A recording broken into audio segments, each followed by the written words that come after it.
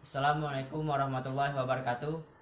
Nama saya Junaidi Setiawan Putra dari kelas 12 IPA 2. Pada video ini, saya akan menjelaskan tentang pergaulan bebas.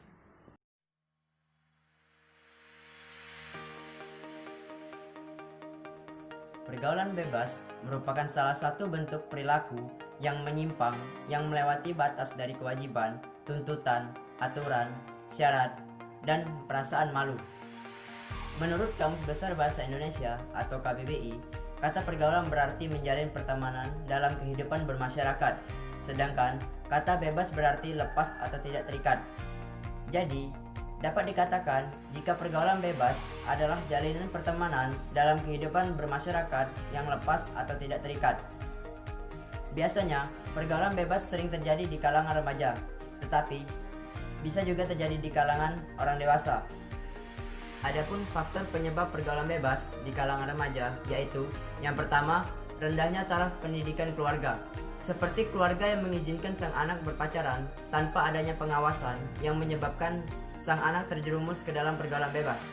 Yang kedua, orang tua yang kurang memperhatikan pergaulan anak. Orang tua yang sibuk dengan pekerjaannya sehingga anak tidak diperhatikan dan dibiarkan begitu saja. Yang ketiga, kurang berhati-hati dalam berteman. Yang keempat, keadaan ekonomi keluarga.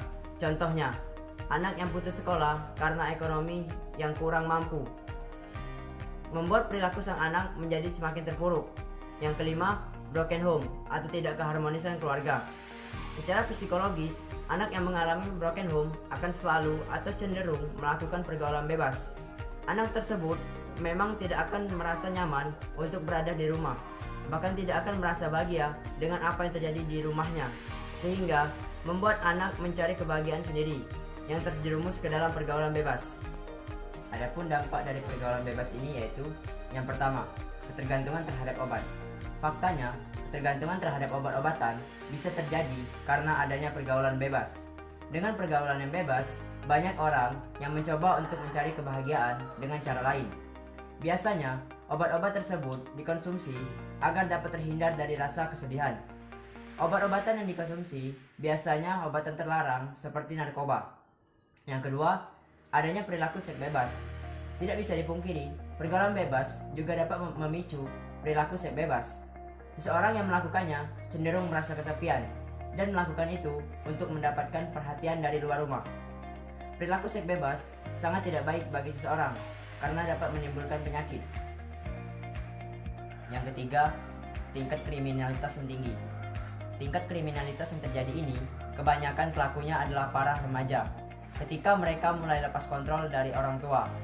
Yang keempat, menurunnya kesehatan.